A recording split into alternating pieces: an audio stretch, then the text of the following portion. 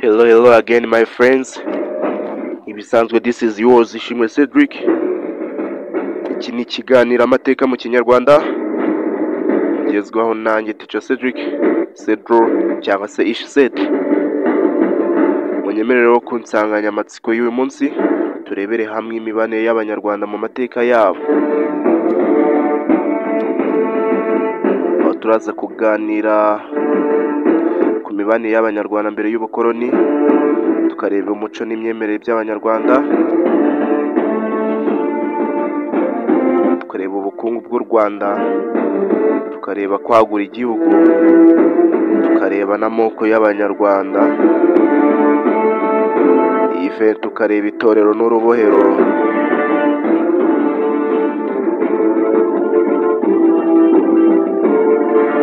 n'ibindi byinshi bigiye bitandukanye.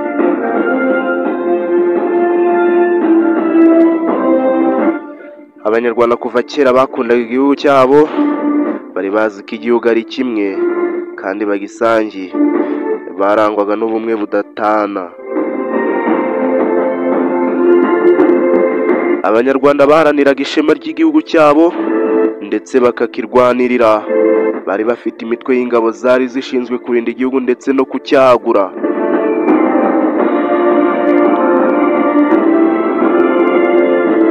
U Rwanda ruri mu bihugu bike muri Afurika bitaremwe n'abakoloni. U Rwanda rwari rwujuje ibyangombwa byose bigize igihugu.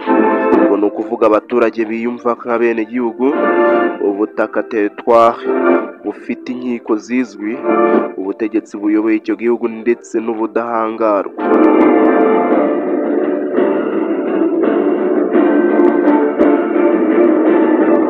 Ubwo bumwe bwabarangaga bwagiye busenyuka mu gihe cy'ubukoloni, aho bahinduye amateka y'u Rwanda ndetse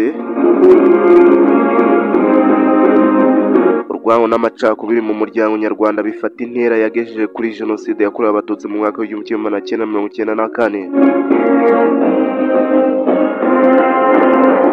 Nk'uko nabibasezeranyije rero, munyemerere uyu munsi noneho turebere hamwe imibanire y'Abanyarwanda mbere y'ubukoloni.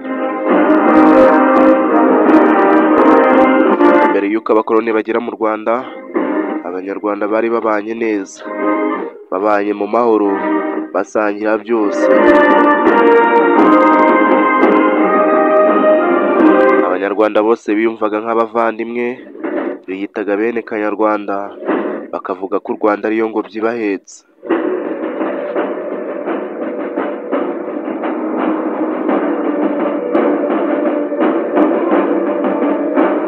Babiterwaga nuko rero bari bahuriye kuri byose, muri byo twavuga nk'ururimi, umuco, amateka, iyobokamana, umwami, imihango, imigenzo, imiziririzo, ibitekerezo n'imigani. Basangiye indangagaciro zimwe kandi bakazirwanira ishyaka. Muri zo twavamo nko gukunda igihugu, ubutwari, ubwitange, ubupfura, ukuri, gutabarana, gufashanya n'ibindi. Bumvaga kimwe icyo bitaga kirazira, kandi bari bahuriye ku nyungu rusange zirengerwa na bene igihugu bose.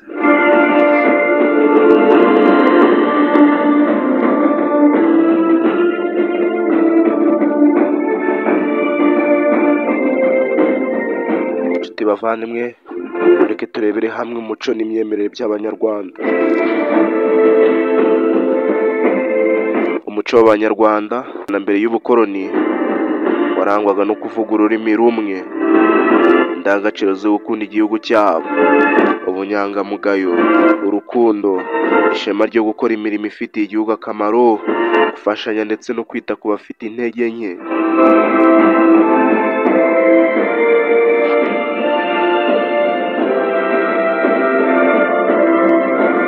Abanyarwanda bari bafite ibyo baziririza, ubwo ni ukuvuga ibintu bibujijwe gukora, ubirenzaho akaba akosheje ndetse akanabihanirwa.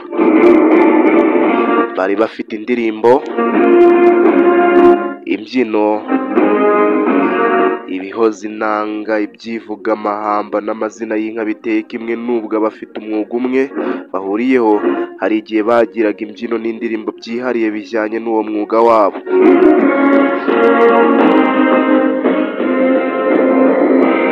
guys, mureke turebere hamwe imyemerere y'abanyarwanda mbere y'ubukoroni.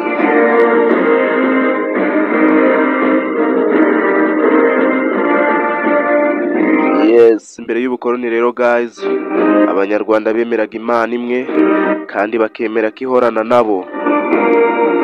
Ibi twabirebera mu nteruro igira iti Imana yirirwa ahandi igataha i Rwanda.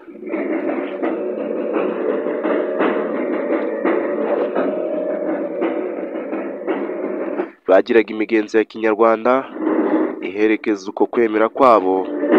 Muri iyo migenzo twavugamo nko kubandwa, guterekera n'ibindi.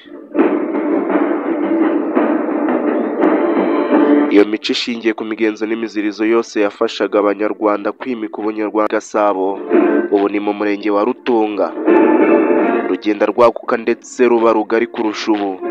Umwami w'u Rwanda yagabaga ibitero hirya y'imbibi kugira ngo yagure igihugu cye kurushaho.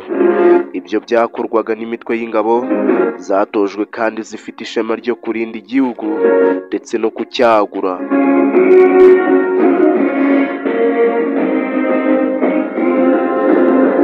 Uko u Rwanda rwagukaga niko abarutuye bakomezaga kugira ubumwe bwabo nk'abanyarwanda. Abami bagize uruhare rukomeye mu kwagura u Rwanda twavuga nka Ruganzu Bwimba, Kigeli Mukobanya, Ruganzu wa kabiri Ndoli, Kigeli wa kabiri Nyamuheshera wigaruriye ibihugu byinshi kurusha abandi. Niwe wari waragejeje u Rwanda muri Kongo no muri Uganda. Mu 1985 niho u Rwanda rwambuye zimwe mu ntara zarwo. Muri zo twavuga nka Bufumbira, Ndorwa na Mpororo zometswe kuri Uganda. Rucuru, Bunyabungo n'Ijwi zashyizwe kuri Kongo Mbirigi.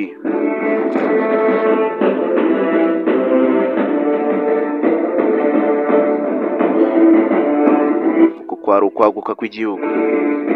Mureke turebere hamwe amoko y'abanyarwanda mbere y'ubukoroni.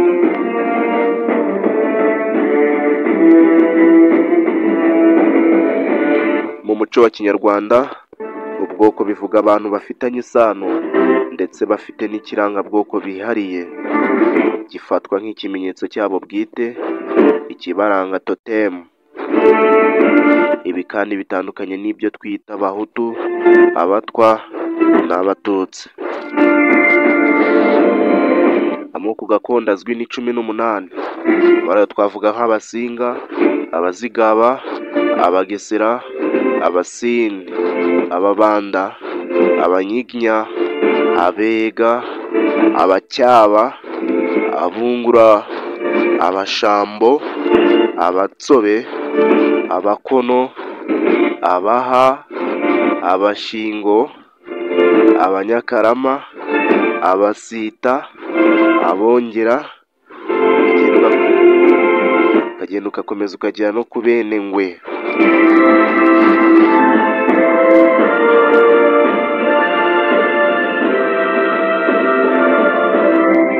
Aya moko yose tuvuze haruguru ahuriwemo n'Abahutu, Abatwa n'Abatutsi. Ubushakashatsi buhamya ko impamvu ibitera ari uko ayo moko yabayeho mbere y'inyito y'Abatwa, Abahutu n'Abatutsi, kuko byadutse nyuma cyane yo kubaho kw'amoko gakondo yabayeho mu kinyejana cya mbere nyuma y'ivuka rya Yezu. Naho inyito Abahutu, Abatwa n'Abatutsi yavutse kandi yamamara mu gihe cya vuba nko mu kinyejana cya 16, icya 17 n'icya 18. Byatewe na specialisation zinyuranye mu mirimo y'ubuhinzi, ubworozi no kubumba.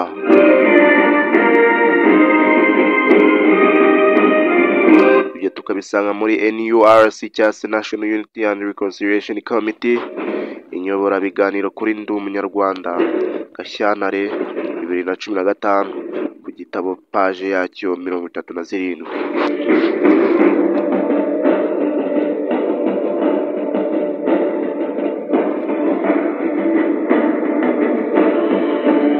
Reke turebere hamwe rero iteorero n'urubero.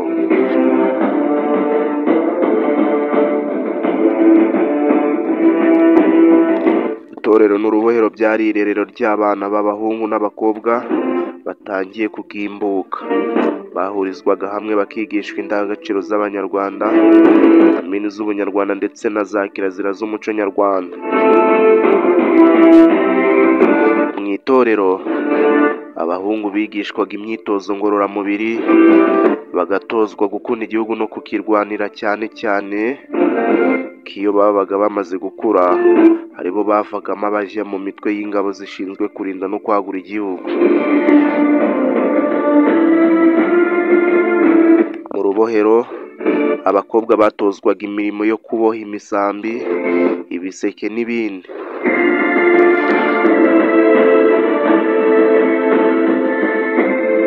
Batozwaga kandi umuco w'isuku n'ikinyabupfura, byose bagamije ko bazavamo ababyeyi beza babereye u Rwanda.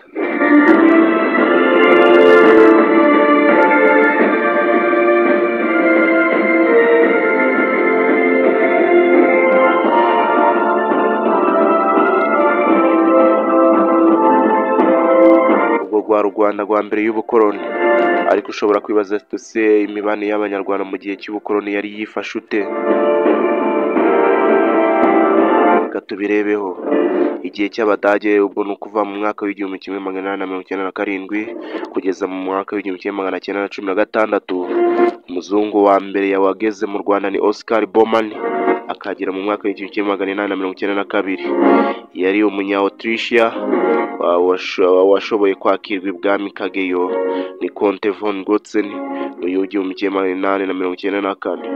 Ubukoroni bw'u Rwanda bwashimangiwe n'uwitwa Kapiteni Beter, wagiranye ibyo bise amasezerano y'ubukoroni n'ibwami mu w'igihumbi kimwe magana inani na mirongo icyenda n'icyenda. Ayo masezerano yavuga ko Ubudage buzategekana n'umwami Musinga u Rwanda rwe, aribyo Protectorate. Icyo gihe nibwo u Rwanda rwataye ubwigenge bwarwo ruhinduka ubukoroni bw'amahanga. Mu w'igihumbi kimwe magana cyenda na cumi, abazungu b'Abongereza, Ababiligi n'Abadage bagiranye amasezerano yo gukata imbibi z'u Rwanda n'ibihugu birukikije. U Rwanda rutakaza ubufumbira n'ibice byose rwari rufite muri Kongo.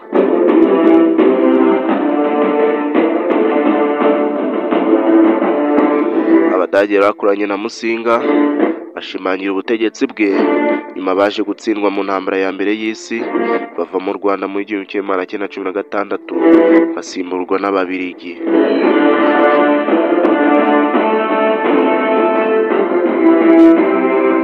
Muri iki gihe cy'ubukoroni rero niho habayeho isenyuka ry'umuco nyarwanda, cyangwa se ibirangamuco ndetse n'imyemerere n'indangagaciro byose by'Abanyarwanda, kubera ko abakoroni bazanye imihango mishya, bazana ingengabitekerezo nshya n'indangagaciro bishya, bahindura imyumvire, imitekerereze n'imibanire y'Abanyarwanda. Imico n'iyobokamana bishya byatumye Abanyarwanda bavuga ngo Kiliziya yakuye kirazira.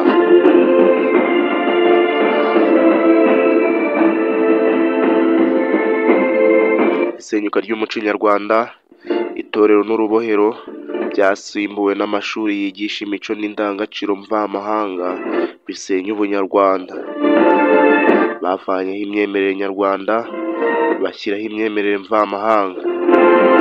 Indangagaciro z'Abanyarwanda bazitesheje agaciro, Abanyarwanda batinyuka ibyo baziraga. Ibyo byose rero nta kindi byaganishijeho usibye isenyuka n'imiyoborere n'imitegekere y'igihugu.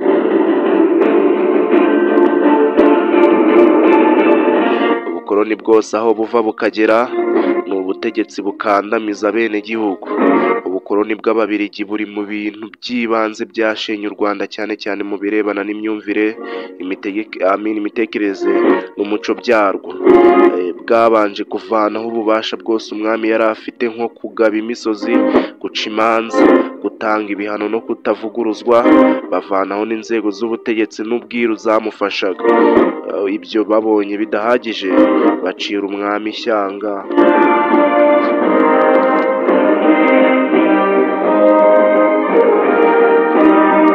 Abakoroni kandi nibo banazanye inyigisho z'ivangura n'amacakubiri.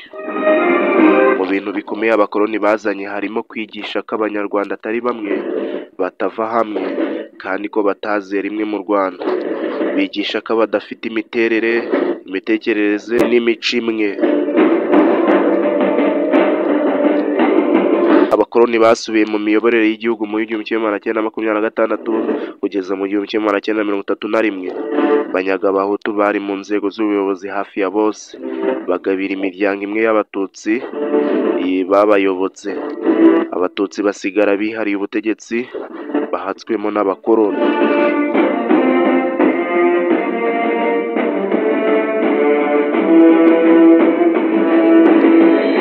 Agendeye kuri ibyo rero, bashyizeho amashuri hamwe na hamwe yigwamo n'abatutsi ukwabo n'abahutu ukwabo.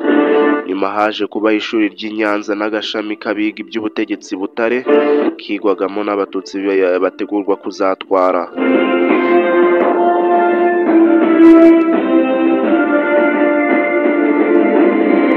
Inkubiri y'ubwigenge itangiye muri Afurika, abari mu nama nkuru y'igihugu kandi hafi ya bose bari abatutsi batangiye guharanira uburenganzira bwabo mu birebana n'ubuyobozi bw'igihugu mu nyandiko bise misopoir.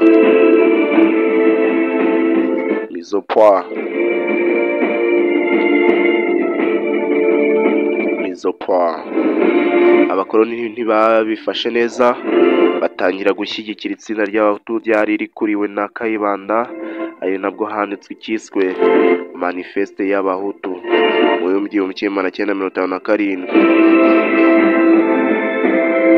Bavuga ko barengera agahutu bakandamijwe n'agatutsi. Irondabwoko rya politike rirwanya abatutsi ryavutse icyo gihe.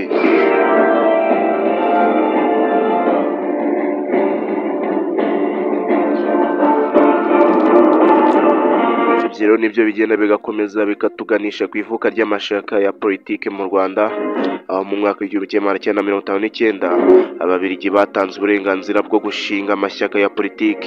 Iryabimburiye ayandi ni Aprosoma, ryatangiye ari ishyirahamwe mu 1957 rihindurwamo ishyaka ku wa tariki 15 z'ukwa kabiri 1959. Aprosoma yatangiye yita ishyaka ry'abahutu.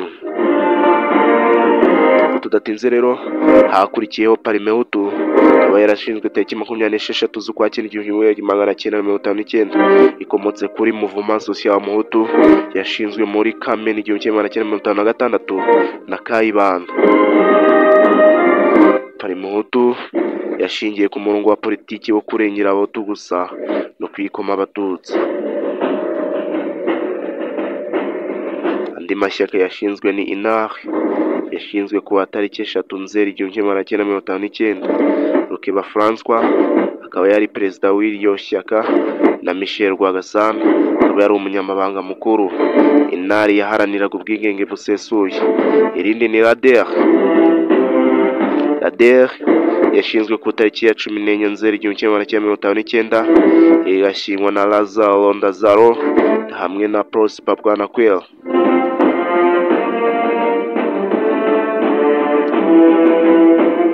Tudatinze rero ni amashyaka y'ingenzi ko hariho n'ayandi menshi, ahubwo reka turebere hamwe imibano y'abanyarwanda muri Repubulika ya mbere n'iya kabiri.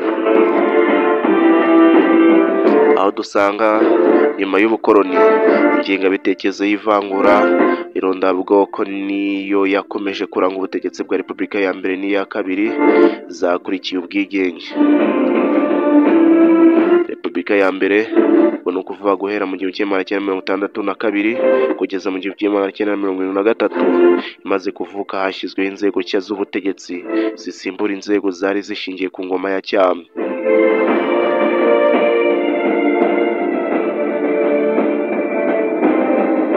Nyuma y'ubukoloni rero, ishyaka rya Parimehutu ryasigaranye umurage w'irondakoko binyuze mu mvururu zo mu 1959 kugeza mu 1962. Ibi bigaragarira mu mvugo z'abayobozi baryo, nk'uko Kayibanda Gregoire waje no kuba perezida w'u Rwanda yabishimangiye mu magambo yagira ati: u Rwanda ni igihugu kimwe kirimo bibiri, abatuye ibi bihugu ntacyo bahuriyeho, ntibahuje imico, ababituye bameze nk'abava ahantu hatandukanye cyangwa abaturage b'imigabane itandukanye. Ibyo tukabisaba muri Rutembesa FEDR Rwanda Identité et Citoyenneté Butare mu 2003 kuri page yaho y'128.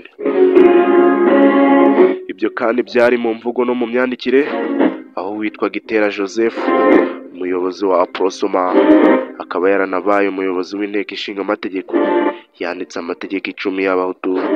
Mu mvugo ze zirangwa n'urwango yari afitiye abatutsi. Ibyo tubisaba muri National Unity and Reconciliation Committee NURC, Histoire d'Iran, les origines à la fin du siècle, muri 2011 kuri page ya 397. Muri make rero, ikibazo kinini Repubulika ya mbere yagize cyari umurongo wayo wa politiki, ideoloji yayo yimakaza irondabwoko n'amacakubiri.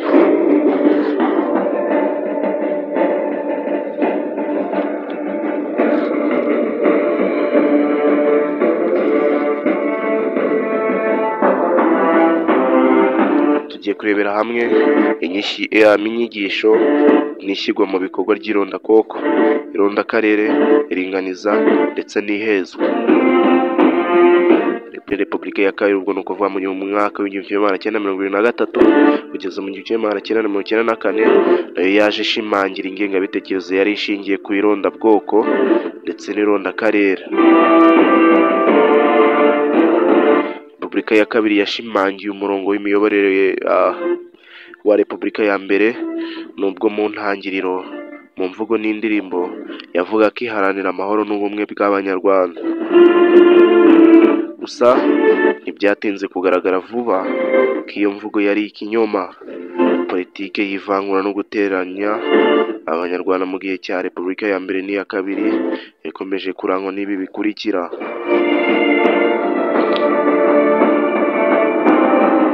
gushimangira ibitekerezo n'imikorere y'ivangura rya gikoloni, gutoteza abatutsi no gucira ishyanga, kubaheza mu buhunzi no kubaheza mu myanya y'ubuyobozi.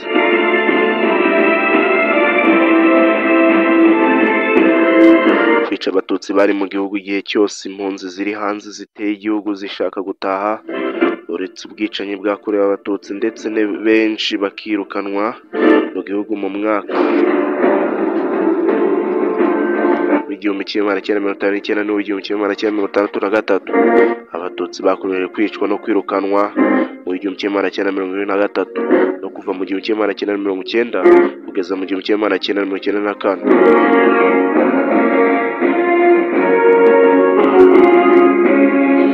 Twakibagirwa iringaniza mu mashuri no mu mirimo rishingiye ku moko n'uturere. Twakibagirwa kandi gukoresha amoko n'uturere, ubwo ni ukuvuga Abakiga, Abanyenduga, nk'iturufu yo kugera ku kugundira ubutegetsi ndetse no kwikubira ibyiza by'igihugu. Twanakibagirwa kandi gupfukirana ikibazo cy'uburenganzira bwa muntu ku bari imbere mu gihugu no kubuza impunzi gutaha mu Rwanda.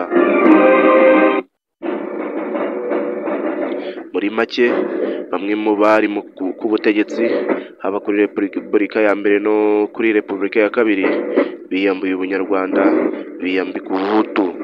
Ibi bibazo n'ibindi byinshi byagiye biranga imiyoborere idaha agaciro buri munyarwanda, byashegesha ubunyarwanda n'imibanire y'Abanyarwanda bari basangiye.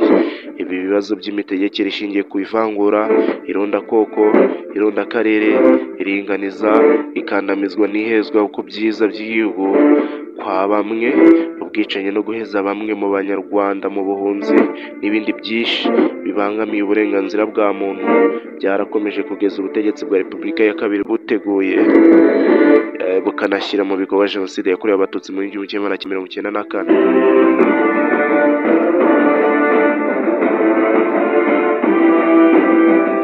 So guys, munyemere ikiganiro cy'uyu munsi ari cy'amateka mu Kinyarwanda, agisoreza ahangaha. Tuzakomereza muri next part of this lesson, aho tuzarebera hamwe Jenoside yakorewe Abatutsi, imibanire y'Abanyarwanda nyuma ya Jenoside n'izindi topics